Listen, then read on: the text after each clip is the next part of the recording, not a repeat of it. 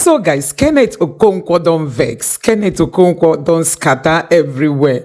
So, as usual, he is here to give his own opinion, and sometimes they come like thunder.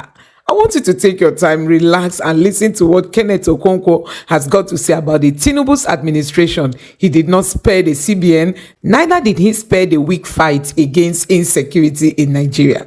So guys, just take a look at what Kenneth Okonkwo said in this latest video. Where Nigeria is today, right now, will you say that the country is on that trajectory to the great Nigeria that we all know is possible?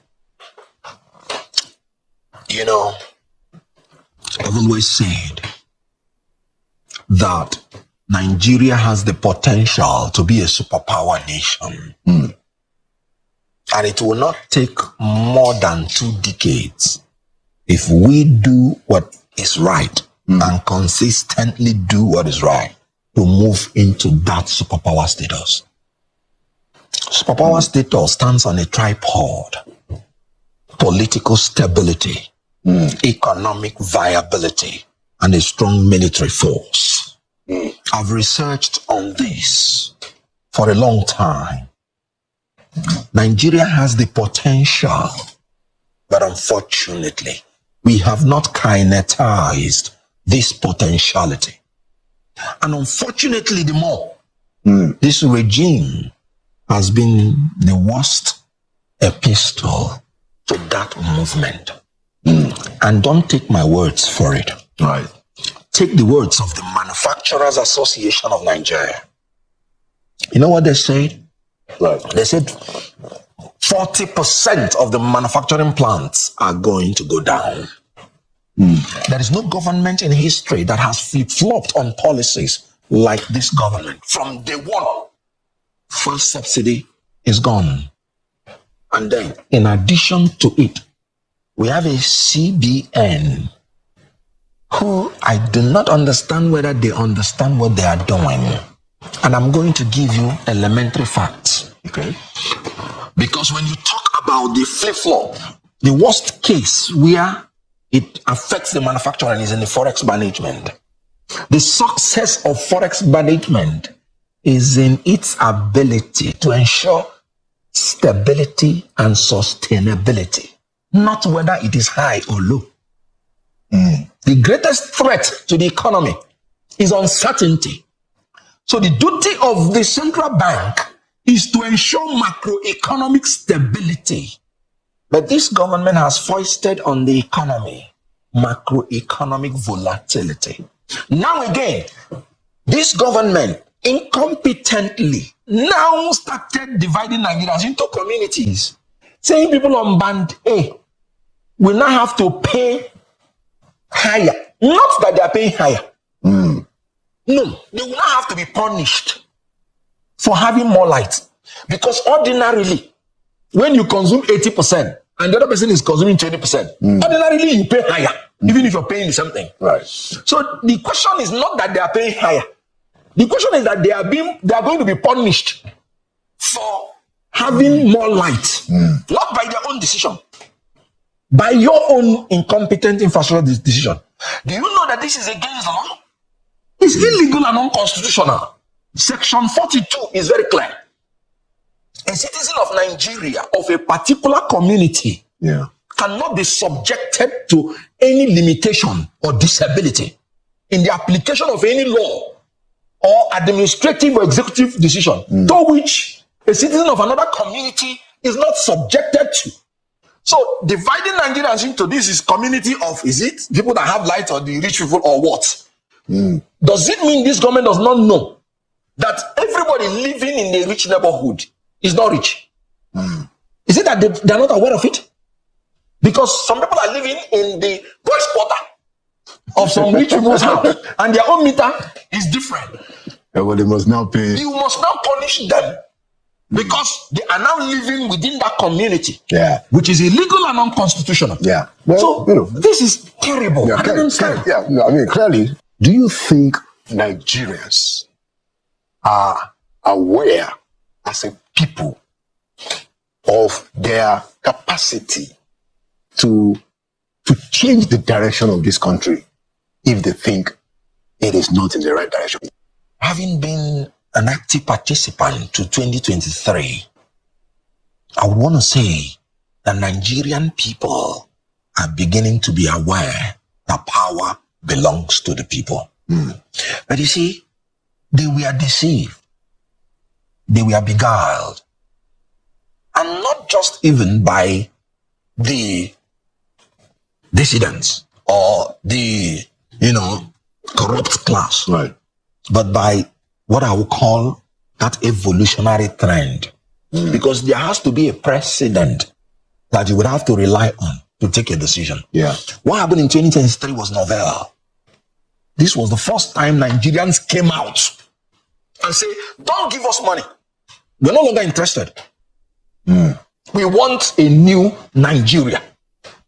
They identified the criteria for their new Nigeria. They saw a man that fit into it and said, this is the man we are going to follow. It has never happened before. And have you noticed that even after the election, they are not changing their mind? Before now, after the election, bandwagon, in fact, people go and start looking for money or start looking for this and that. So-called winner takes all. Good. But now they are maintaining their stand. This is where they were beguiled. Calm down. Because some people had the feeling they may get justice from the system. They may get justice from the courts. Like what happened in Senegal. It was not just the people. The institutions helped. Yeah. The constitutional court came in and gave a judgment. So the people cannot do it alone. The only way the people can do it alone is that revolution, which may go out of hand. Yeah. Which may be bloody. It often goes out of hand. Good. And which this government and the corrupt class is pushing the people involuntarily towards that direction. Because certainly if you make this food change, that too, good. So now we had a failure of the system. The courts did not do what they ought to do, in my own opinion. Because you can't go to the Court of Appeal, for instance, to ask for orders to inspect an evidence that is inevitable for your success in court. And the Court of Appeal gave the 3 orders, and the agency disobeyed all of them.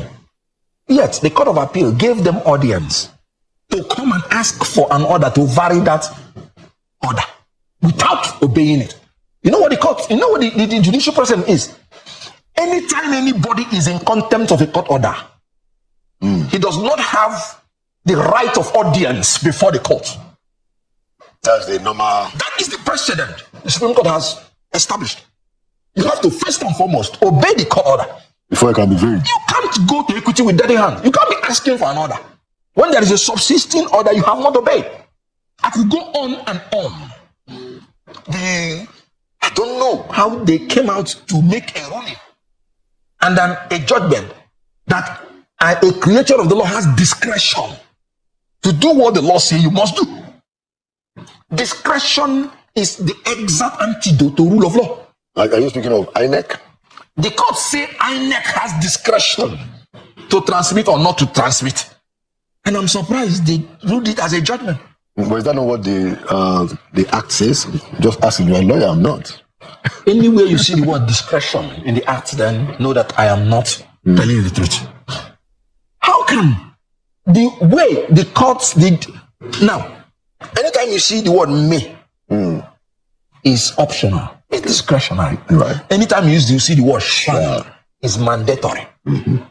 INEC even made a rule to say they shall. Yeah, of course. I have spoken about that myself, that INEC puts itself out. Yeah. Now, and then the court is saying, no, you have discretion. Now, the danger in discretion is that it's uncertain and it is crooked. Not by my word.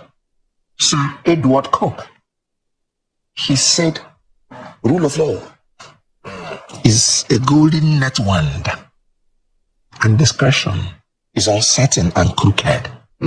So anytime you put discretion to an agency, you will make the law uncertain and make them crooked. Look at what happened in off-cycle election. We graduated from not transmitting to now pre-filling results. Because the politicians now are capitalizing on the judgment of the court that is discretionary. So if you now say No, there is look at IRF. The INEC will say, "Where is your manual result?" It's discussional. Yeah. Anyway, so what I was trying to say is that the people we are beguiled. They thought that there is a level institutions cannot go below. So they were failed, and by that time it was late. Because whatever you would do can only be very effective before the swearing in of the person. Meaning, one of the recommendations I am going to make here is that all legal procedures must end before an incumbent is sworn into office. Otherwise, you are laying the foundation for foisting a fait accompli on people if there is an institutional failure, like it happened. That's why I said Nigerians have made up their mind for a new Nigeria, but certain things they did not anticipate, certain trusts they put their mind in, made them not to take that kind of radical decision which they ought to have taken if they knew beforehand.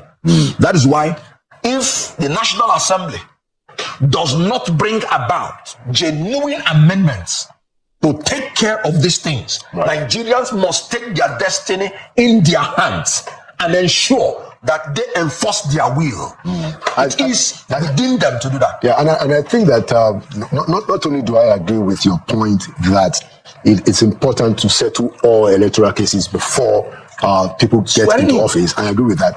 But I also wanted to add that I think Nigerians have the capacity to make the National Assembly do what they want. Absolutely. And it's one of the areas that I'm trying to explore and see what else we need to do in terms of mobilizing the people, preparing them, letting them know that they have that option. Because really, when the Nigerian people are fully, even not fully, fairly mobilized, the political elite will get the message that they don't have a choice. Now, so my next, Now, let me comment. Right. Because of the experience I've had now in the system, if you watch me, you see that I am laboring hard to attack lack of internal democracy in political parties. That's another important point. That is the beginning. That the National Assembly, they're not doing what they're doing is because the political parties are comatose. If your constituency is not putting fire on you, you wouldn't move. The constituency of every politician is his political party. If Nigerians, and I'm saying it clearly, any party that does not have internal democracy amongst them, Nigerians should not vote for that party. You can't give what you don't have. True.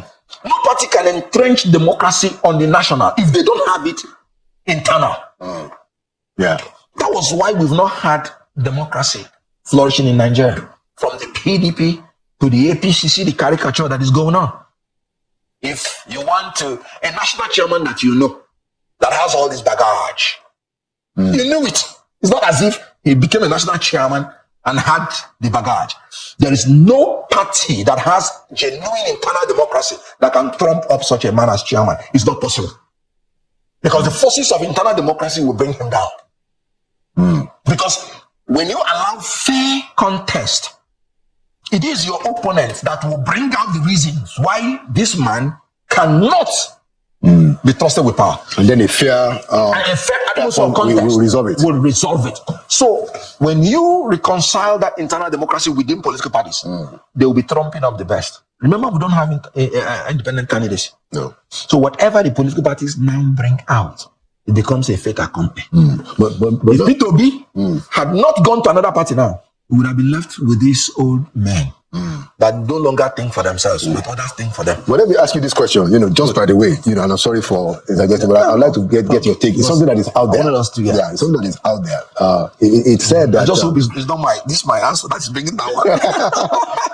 It's fine. You always come around. Yeah. So there's a view that if Peter Obi and LP were not front runners in the 2023 election, the outcome would have been different, because when you had the votes of Peter Obi and Atiku together, you defeat the incumbent president. What do you say about that? I wanted to, briefly, and then... Yes, what you would have said is, if Atiku and PDP had done the right thing, you wouldn't have been talking about APC, it would have been history. But exactly what I told you, Obi did not want to continue with the old formula of not having internal democracy within a political party and pretending you can do it within Nigeria. PDP, in your own constitution, said you are committed to power shift and power rotation. Section 7.3c, your own constitution, which should be the ground norm in your party. And then the presidential candidates from the north came out to say, of a truth, Atiku Abubakar himself said it, of a truth, it is the turn of the southeast. Bet. What do you mean by bet? When you yourself said the same thing, when Jonathan wanted to go the second time, he said no. And they said the only reason is not because you said it's corrupt, not because you said it's because it is the turn of the north. Right. So now that you yourself said it's the turn of the southeast, then as a region that has been loyal to you all through their lives, then you now say no, they are not qualified. So why am I saying this? What I'm saying is that if there was internal democracy in the party, PDP, that wouldn't have happened. they would have said no. This is the position of the law. Let's now come now, to finish the point. Yes. So the point is that Obi did the right thing.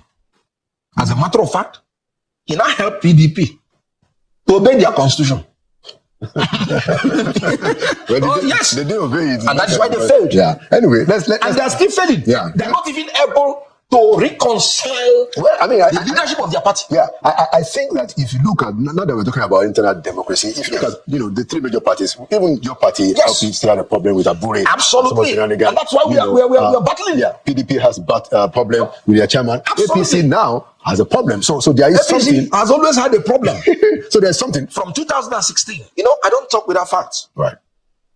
From 2018 till date, APC had more than about 5 national chairmen. I will name them so that you don't say Is it up to 5? Let's start. John Odigie, Yeah, that was in 2018. Adam Soshomo, General Adams. Yeah. Bunu. Oh well. Okay, if you can't do no. No, why won't you? It cannot exist in So you're right. You're right. So it's 5. Adamu. Oh, Then think of it. That's quite an embarrassment. good. What's average? Is it average up to 3 years? Wow. So a ruling party that is showing such In the same time, an let us see incredibly, in the- let me tell you, this government is competing with itself. If you check the trajectory of this government, you can only compare its failure with its abject failure.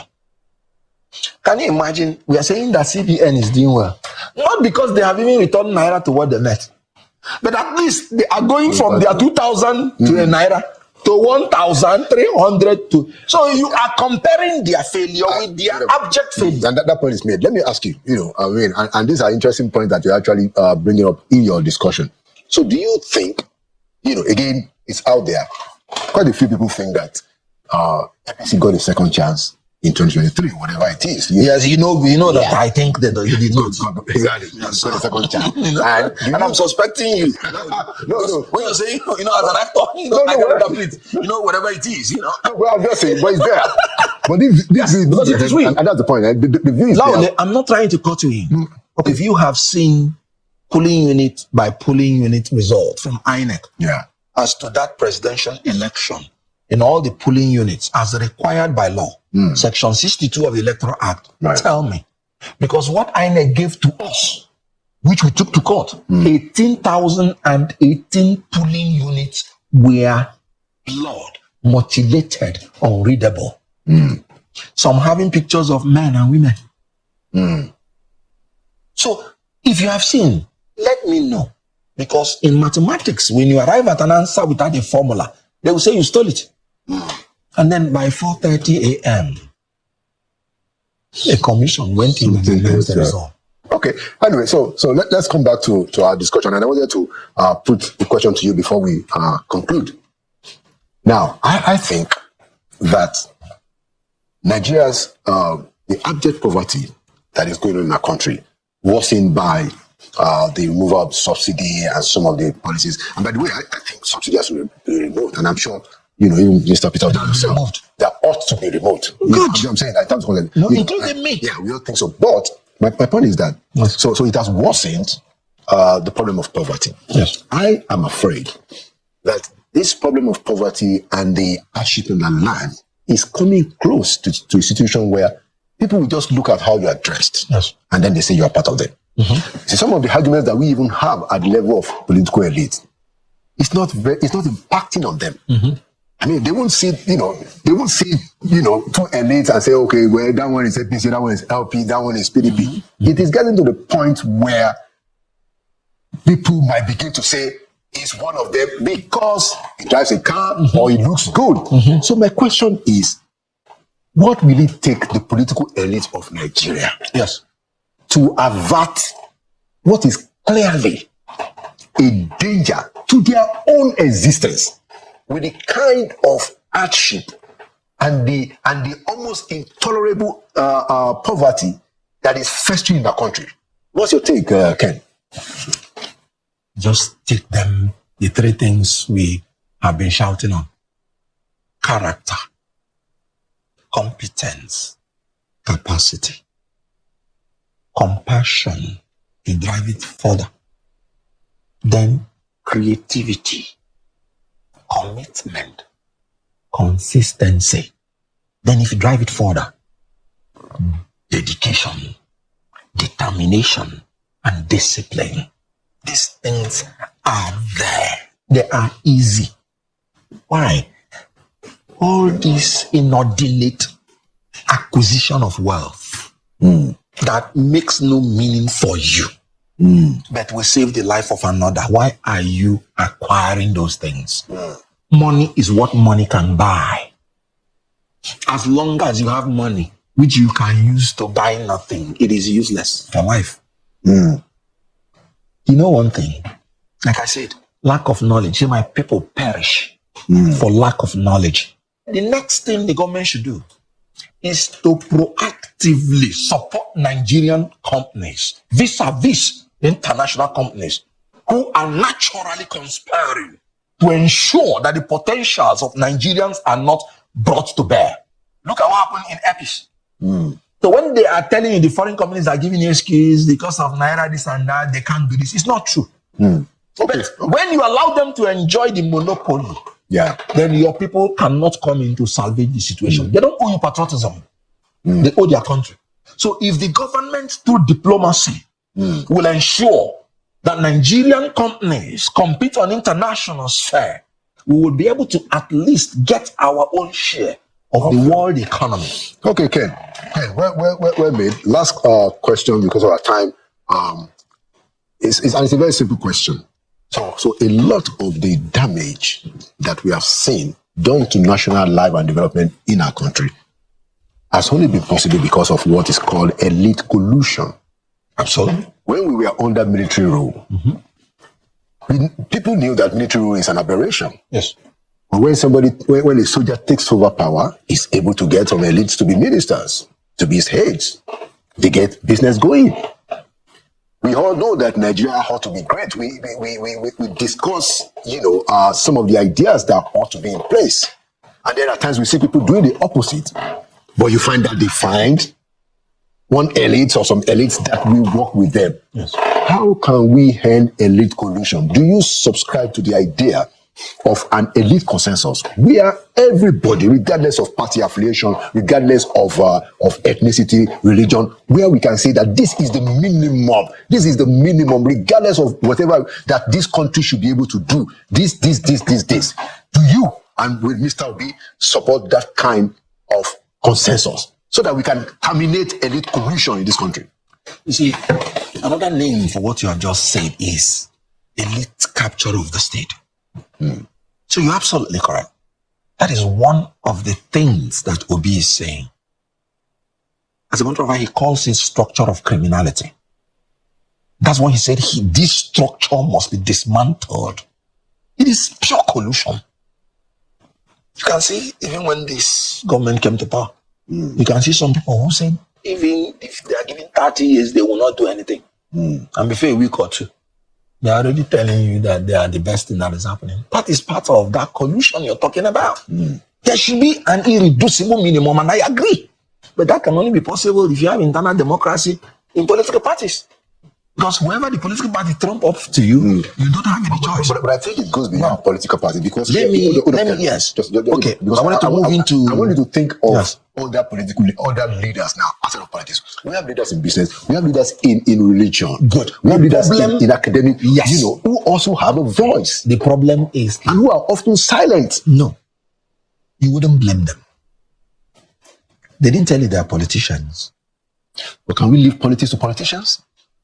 If you don't leave politics to politicians, then do you leave biology to No, but politics is to so physicians? Well, you don't really, because What I'm saying- we are all affected. Good. What I'm saying is this: no matter how much you shout, Nigerians are shouting. That's why in heaven, even in heaven, they'll ask who will go for us.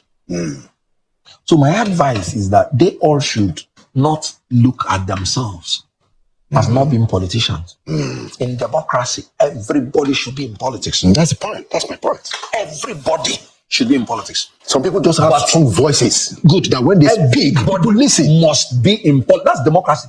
The government of the people, by the people, For the people. So everybody should be in politics. But not everybody should be in power. Obviously. Yeah, obviously. But everybody should be in politics. But you can only blame them if you brought out qualified people and then you're saying they made a wrong choice. But when, even if they make the right choice and their votes don't count, that is why. Good. Now, let me come in to narrow in on that issue of the people. Let's conclude. The people must know one thing. The only democracy that can endure is the one that is brought by them. They should never trust military intervention to give them democracy. And I'm going to make a summary Absolutely. of it. Why I am scared of military intervention. When the military come in, they suspend parts of the constitution. They rule by decree. And they suspend the courts. They out the judicial of the court. And And they establish tribunals. And when they make a decree, their tribunal will try the people. And you will not have a right to appeal in the regular court. They will tell you appeal to the Provisional Ruling Council. And the Provisional Ruling Council takes the final order. And in these three you have just done, only one man is the head of all of them. And a decree is simply the words and the orders of the head of state put in writing. So it's the most dangerous thing on earth. You don't have freedom at all. So the military coming in, they don't have democracy themselves. So they will never give you democracy. Their command and control. So the people must know that we have reached the end of the tunnel. Military intervention is not going to be the solution.